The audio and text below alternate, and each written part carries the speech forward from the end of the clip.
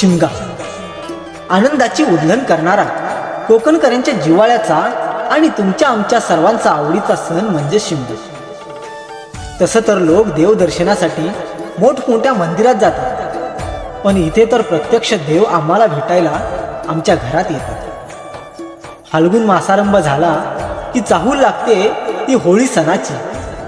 चाकरमानी तर 2 महिने आधीच रेल्वेचं तिकीट बुक करतात. का तर आमचे देव आम्हाला भेटायला आमच्या घरी येणार.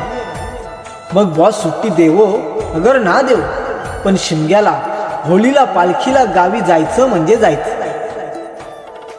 असाच हा आमचा कळंबस्ते गावचा शिमगा. संगमेश्वरात सह्याद्रीच्या कुशीत डोंगर झाडीत कळंबस्ते गाव माझं वसलं हो.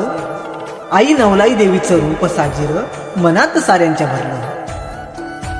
असंच आमचं 12 वाड्यांची मालकी सांभाळणारं ग्रामदैवत नवलाई देवी, संगे पावनाई, घोडेकरी, वाघजाई, बाजीबा, सोंबादेव मोठ्या डौलानं चांदीच्या पालखीत बसतात आणि ती पालखी लहान थोरांपासून महिला सुद्धा खांद्यावर नाचवतात. मोठ्या आनंदाने हा सण साजरा होतो. या माझ्या जागृत देवतांचं छोटंसं असं कौलारू मंदिर मोठ्या थाटानं कळंबस्ते गावाच्या माळावर वसलं. आज तेच मंदिर गावकी भावकीच्या, गावकरी चाकरमान्यांच्या, कळंबस्ते ग्राम विकास मंडळ मुंबई तसेच श्री नवलाई देवी ग्रामदैवत ट्रस्ट कळंबस्ते यांच्या एकोप्यात भव्य दिव्य वास्तू साकारण्याचं स्वप्न घेऊन उभा आहे. आणि ही केवळ एक वास्तू नसून कोकणाला साजेशी मात्र इतरांपेक्षा आगळी वेगळी अशी देवदेवतांच्या सहवासाने निर्माण होणारी जणू एक स्वर्गनगरीच. त्यासाठीच तर भाविकांना विनम्रतेचं आव्हान, निस्वार्थपणे सडल हस्ते देवकार्यासाठी मदत. तुमच्या आमच्या सर्वांच्या सहकार्यानं आई तुझं भव्य दिव्य मंदिर हे सजणार.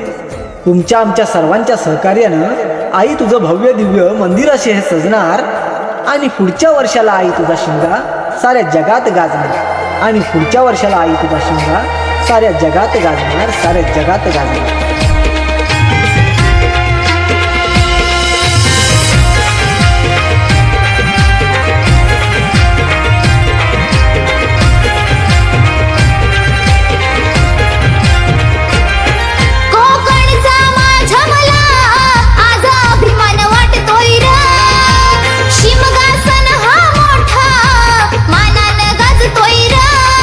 कोकणचा माझ्या मला आज अभिमान वाटतोय र. शिमगा सण हा मोठा मानानं गाजतोय र.